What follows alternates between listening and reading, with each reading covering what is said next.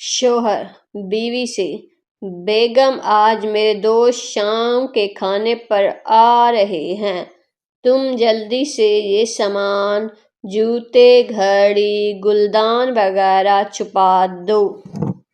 بیوی: وہ کیوں؟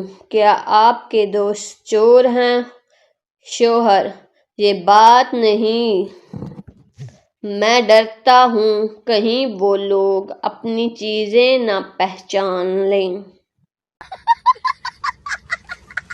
شرط لگا کر حلوہ کھانے والے 4 آدمیوں میں سے 3 آدمی بے ہوش ہو گئے تھے، تو چوتھا زور زور سے رونے لگا۔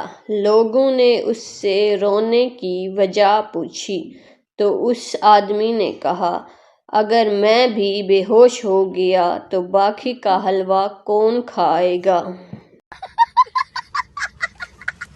ایک مجرم کو عدالت میں پیش کیا گیا۔ جج صاحب نے اسے دیکھ کر کہا، تمہیں شرم نہیں آتی؟ بار بار یہاں آتے ہو؟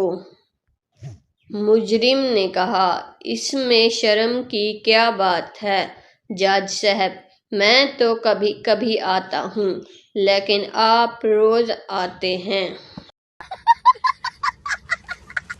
نانی اماں نے منّے سے کہا، بیٹے، جب تمہیں کھانسی آیا کرے تو منہ کے آگے ہاتھ رکھ لیا کرو۔